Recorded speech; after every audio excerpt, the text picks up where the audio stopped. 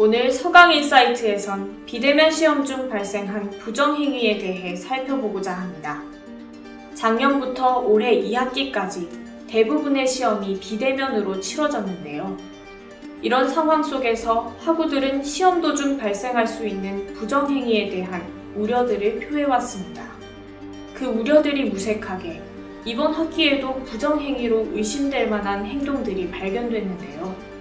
오늘은 본교의 부정행위 관련 학칙과 대응 등에 대해 자세히 다뤄보겠습니다. 올 2학기 비대면 시험 기간 중에도 본교 커뮤니티는 뜨거웠는데요. 부정행위에 관한 글들이 에브리타임, 서담 등에 게시된 겁니다. 실제로 본 방송국과 인터뷰를 진행한 한 학우는 시험 중 부정행위로 간주될 만한 행동을 목격했습니다. 시험 당시 부정행위자는 시험 화면이 아닌 다른 화면으로 계속 넘기는 모습을 보였는데요. 조교가 이를 목격한 후 그에게 모니터 화면을 다시 비춰줄 것을 요청했고 직후엔 별다른 조치가 이뤄지지 않았습니다. 시험 종료 후에도 관련 공지가 없었는데요. 본 방송국과 인터뷰를 진행한 해당 학우는 시험 규칙이 동일하게 적용됐으면 좋겠다는 바람을 표했습니다. 모든 수업의 시험 규칙 강도를 통일시키고 비대면일수록 엄격한 관리 감독이 필요하다고도 덧붙였습니다. 이처럼 부정행위에 대한 학우들의 우려는 클 수밖에 없는데요. 작년 비대면 시험 중 부정행위를 목격한 본교 경제 18학번의 신혜민 학우는 과연 공정하게 자신의 실력이 평가가 됐는 게 맞는지 의문이라며 지성인이라는 사람들이 그런 행위를 했다는 것에 억울함과 배신감을 느꼈다는 의견을 표했습니다. 또 본교 20학번의 한 학우는 작년 공학부와 자연과학부의 부정행위 대응 사례를 들며 학교 측의 조치에 의문을 제기했는데요. 시험을 무효화하고 재시험을 본다는 것은 정직하게 시험을 치른 학우들에게 피해가 된다며 가장 이상적인 방안은 부정행위자들에게 성적 F를 부여하는 것이라고 덧붙이기도 했습니다. 그렇다면 작년 부정행위 사례들을 밑거름 삼아 본교는 부정행위자 처리 방침에 변화를 꾀했을까요? 지난 10월 13일 본격적인 비대면 시험 실시에 앞서 교무처 측은 무관용 원칙을 적용해 학칙에 따라 부정행위자를 엄중히 처벌하겠다고 밝혔습니다. 그러나 학칙에 따른 부정행위자 처리는 다음과 같이 애매한 답만 내놓고 있는데요.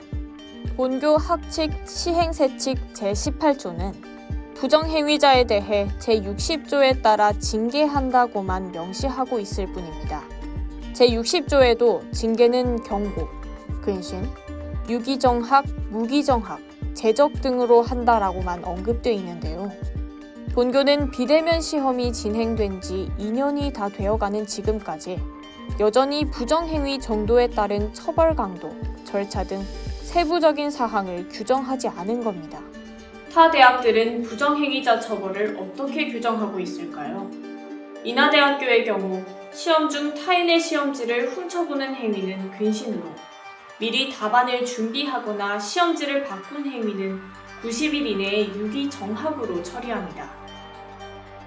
연세대학교는 보다 세세하게 부정행위의 경우를 가정하고 각 경우에 따른 처벌을 규정해 놓았는데요. 다음 세 가지 경우에 해당될 시 당해평가는 0점으로 하며 근신의 처분을 부과합니다. 시험 중 출제된 문제와 관련해 다른 응시자와 소통한 경우 등엔 0점 처리와 더불어 유기정학을, 대리시험 등의 경우엔 무기정학의 처분을 규정하고 있습니다.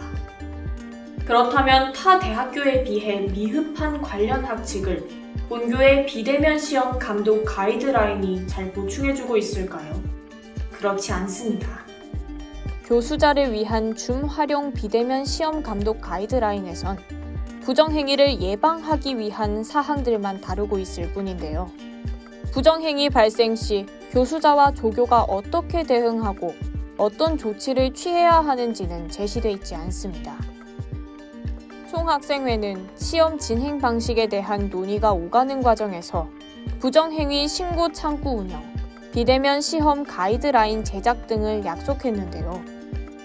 이를 이행하기 위해 총학생회는 10월 초에 진행된 총장과의 대화에서 관련 논의를 이어가고자 했습니다.